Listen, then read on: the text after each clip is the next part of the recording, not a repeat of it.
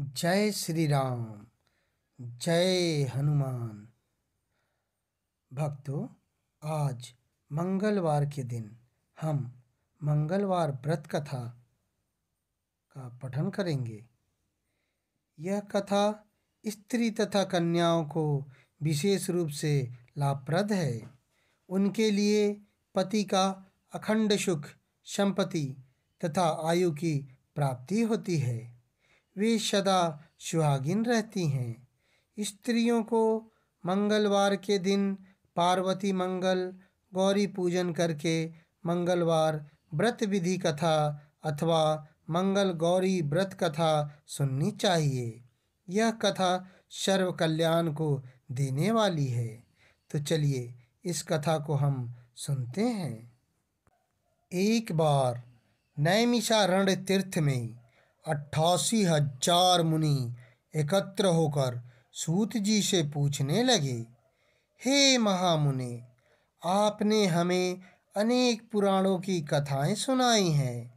अब कृपा करके हमें ऐसा व्रत और उसकी कथा बताएं जिसके करने से संतान की प्राप्ति हो तथा मनुष्यों के रोग, शोक, अग्नि, सर्प दुख आदि का भय दूर हो।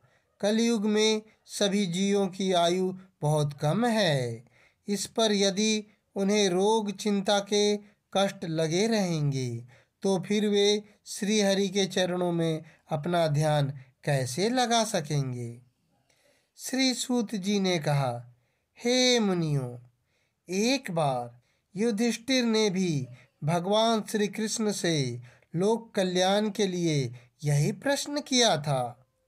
भगवान श्री कृष्ण और युधिष्ठिर का संवाद मैं आपके समक्ष कहता हूँ, ध्यान देकर सुने। एक बार हस्तिनापुर की राजसभा में योगी राज श्री कृष्ण बैठे हुए थे। तब युधिष्ठिर ने भगवान श्री कृष्ण से प्रश्न किया, हे प्रभु नंद नंदन गोविंद, आपने मुझे अनेक कथाएं सुनाई हैं। आज कृपा कर कोई ऐसा व्रत या कथा सुनाएं जिसके करने से मनुष्य रोग, चिंता तथा भय से मुक्त हो तथा उसे पुत्र की प्राप्ति हो। हे प्रभु, बिना पुत्र मनुष्य का जीवन व्यर्थ है, क्योंकि वह नरकगामी होता है। पुत्र के बिना मनुष्य पितृ से भी छुटकारा नहीं पा सकता। उसके पितर पितृलोक में अतृप्त रहते हैं। अतः पुत्रदायक व्रत बतलाएं। भगवान श्री कृष्ण ने कहा, हे राजन, मैं एक प्राचीन इतिहास सुनाता हूँ, आप उसे ध्यानपूर्वक सुने। कुंडलपुर नामक एक नगर में नंदा नामक एक बुद्धिमान ब्राह्मण रहता था। उसका गुजारा जैसे तैसे चल ही जाता था, परंतु वह बहुत दुखी रहता था क्योंकि उसके कोई संतान नहीं थी।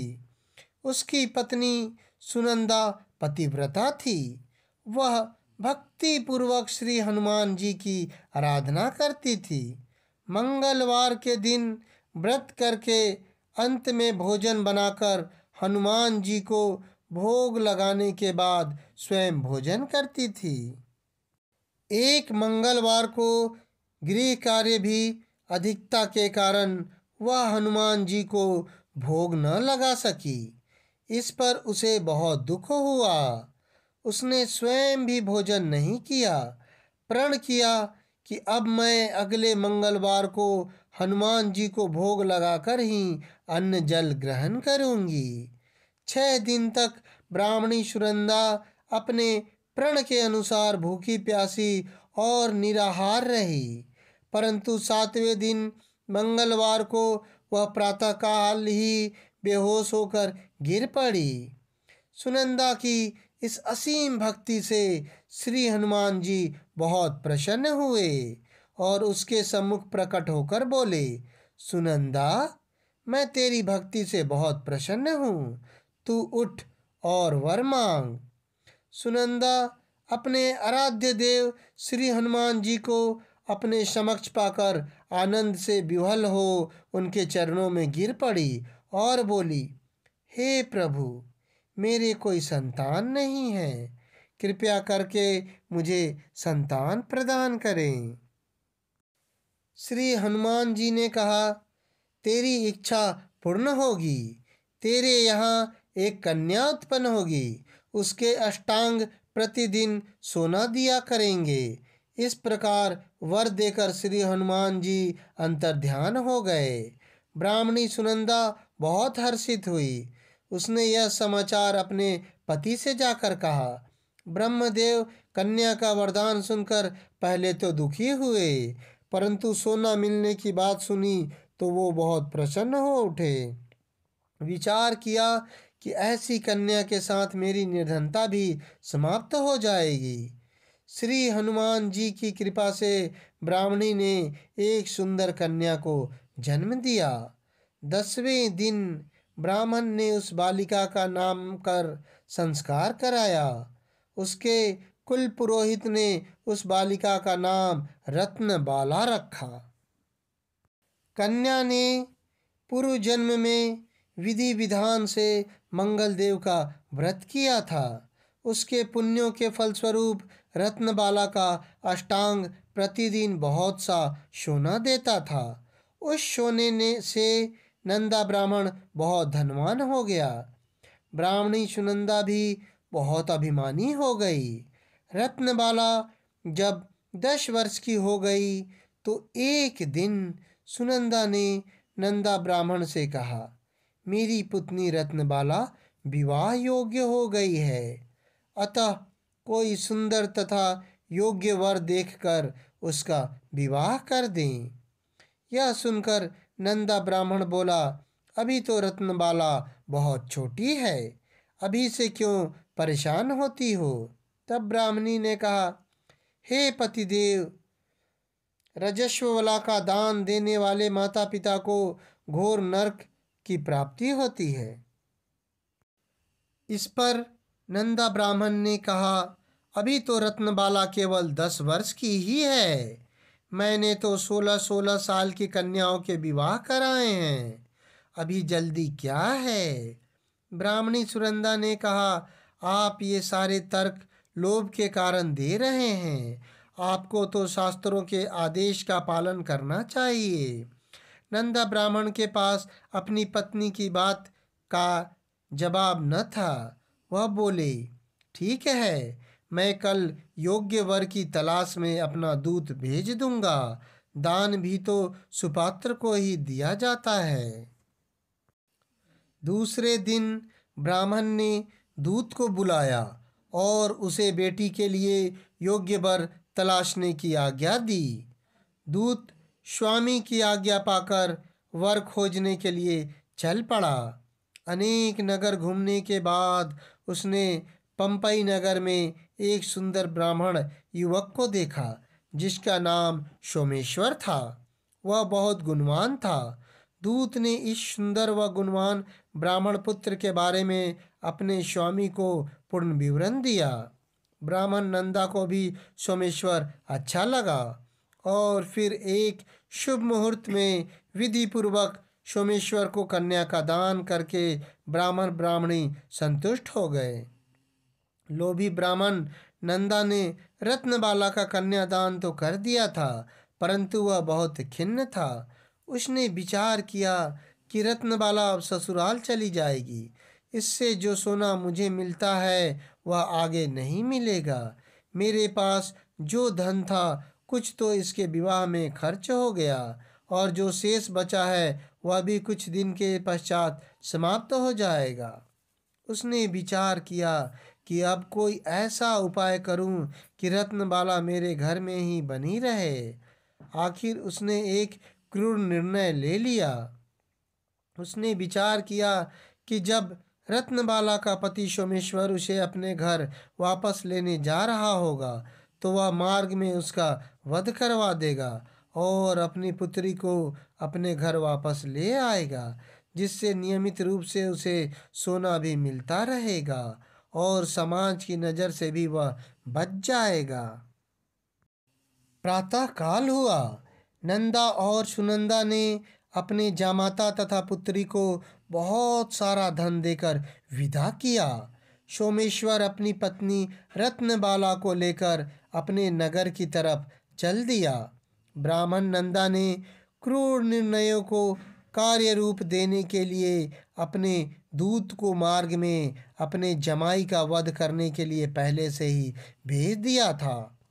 दूत मार्ग में ही छिपकर बैठ गया और जैसे ही सोमेश्वर उसके छिपे स्थान पर पहुंचा, ब्राह्मण दूत ने स्वामी की आज्ञा का पालन करते हुए सोमेश्वर का वध कर दिया और यह समाचार ब्राह्मण तक भी पहुंचा दिया।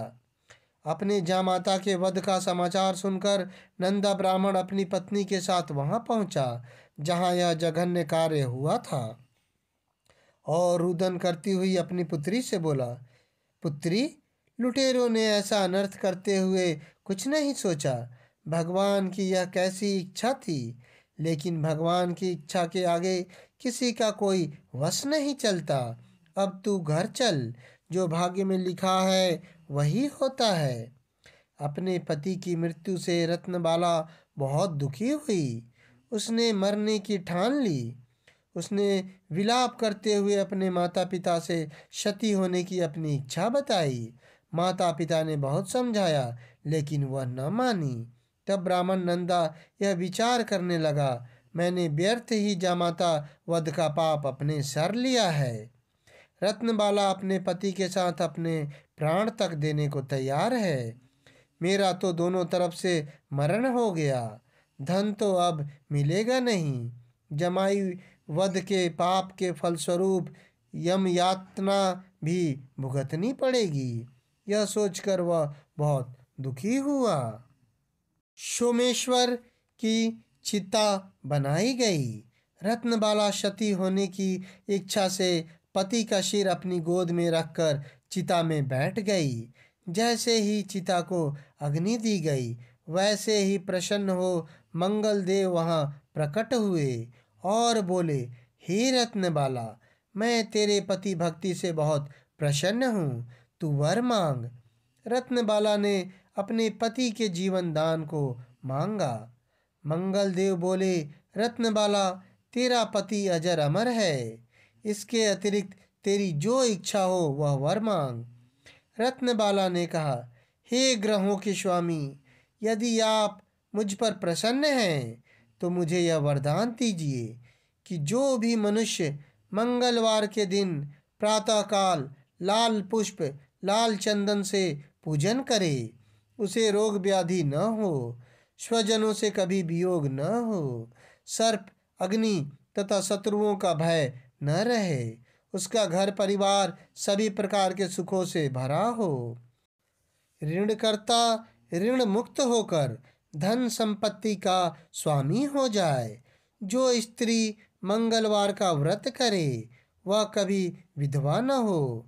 मंगल देव तथास्तु कहकर अंतर्ध्यान हो गए। मंगल देव की कृपा से सोमेश्वर जीवित हो उठा। रत्नबाला अपने पति को पुनः प्राप्त कर बहुत प्रसन्न हुई। सोमेश्वर अपनी पत्नी को लेकर अपने नगर को चला गया।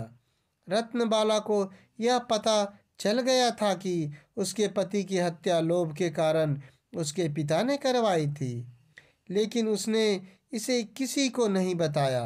उसने पिता को क्षमा कर दिया। पति पत्नी ने आजीवन मंगल व्रत किया और मंगल देव की कृपा से इस लोक का सुख ऐश्वर्य भोग कर अंत में स्वर्ग लोक को गए।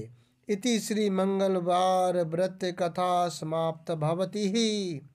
तो भक्तजनों मिलकर बोलिए, हनुमान भगवान की जय।